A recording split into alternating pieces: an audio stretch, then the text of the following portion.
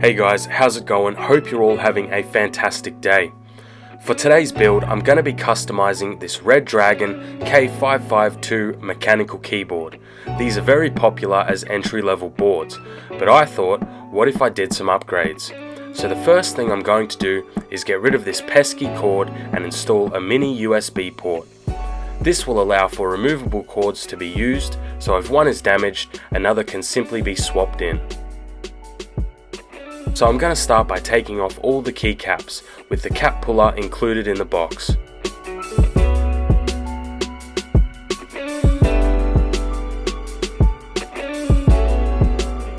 Next, I'll unscrew all of the screws holding the PCB to the base.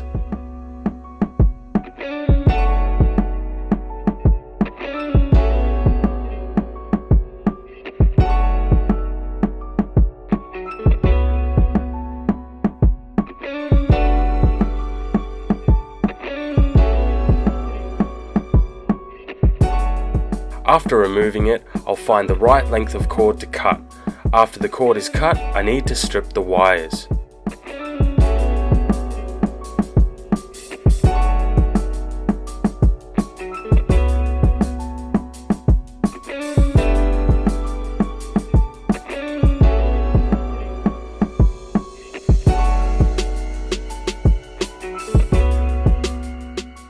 Now I'll use the mini USB port I purchased online and solder the 5 wires to the board.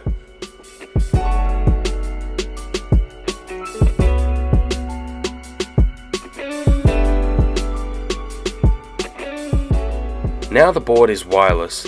Next I need to modify the base to hold the small PCB. I chose the upper left corner to secure the port to. I'll drill 4 holes and tap them with an M3.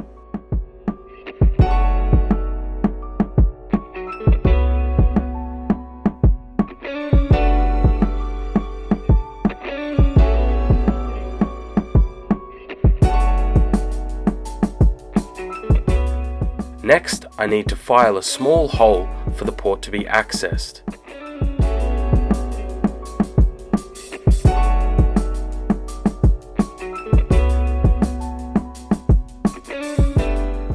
To secure the actual port to the base, I'm using 4 M3 hex screws and 8 M3 nuts to act as the standoffs from the base.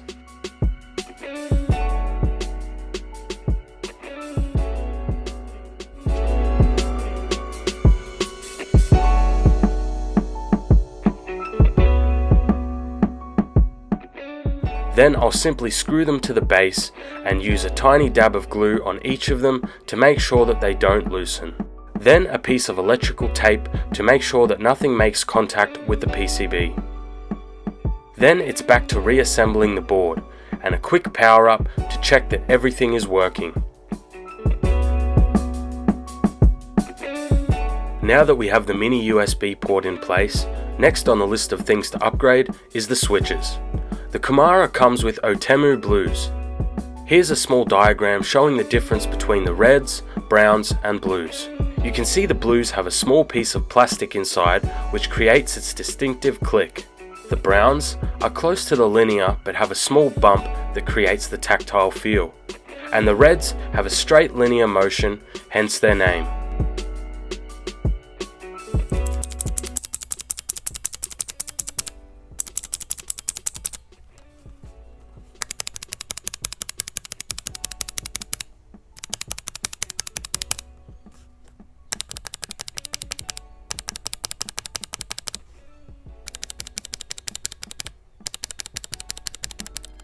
Now a quick little bit of explanation.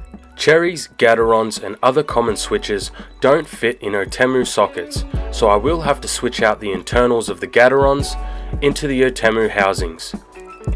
When it came to ordering switches, it seems that everywhere is sold out, but I was able to order in some black Gaterons, and I'm going to open up every one of the blues and replace the tactile blue stem with the linear black stem. In terms of feel, the reds and blacks are the same, the only difference is the spring.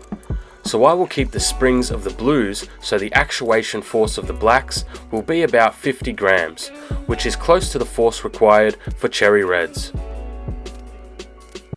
So these will be my red equivalent switches until I'm able to source some of the correct ones.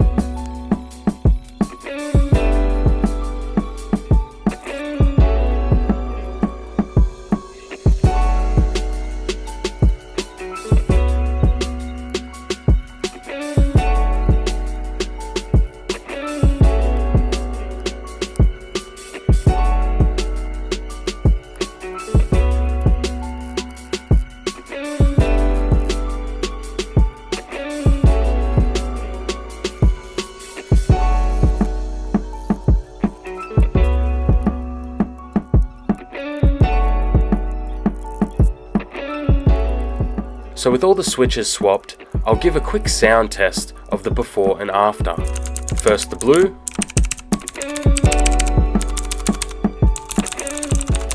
and then the red equivalents.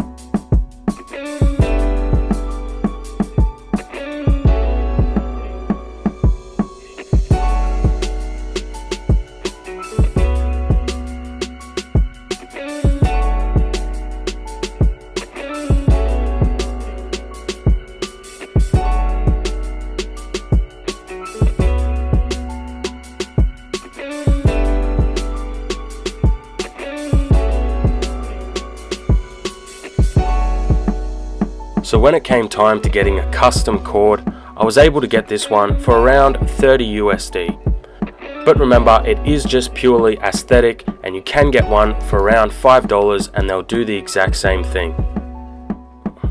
Now I'm not going to be doing a custom cord in this particular build, but I will be doing a complete dedicated video on it in the near future.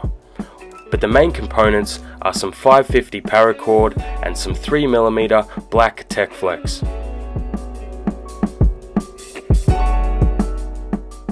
So now let's talk about how much the build actually cost me. For the keyboard it was around $40, the switches another $16, the keycaps were $18, the mini USB port around $3 for 2 of them, and for a cheap cord, $5. So the total comes out for this build $82 USD for a complete custom mechanical keyboard build. So that's going to be all for this build. Thanks for watching, guys. I hope you enjoyed today's video. If you did, please remember to subscribe if you haven't already. Leave a like and a comment of something you would like to see done in a future build. Have a good one.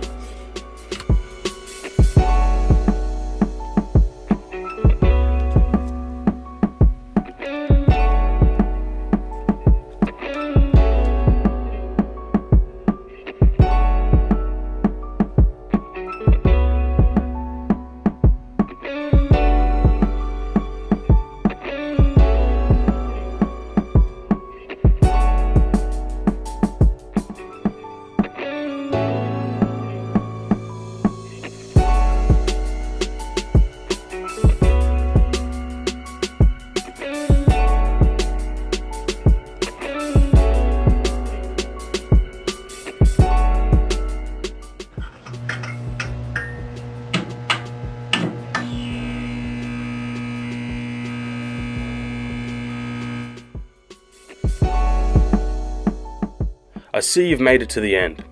Why don't you subscribe and check out some of our other builds? Go on, what are you waiting for?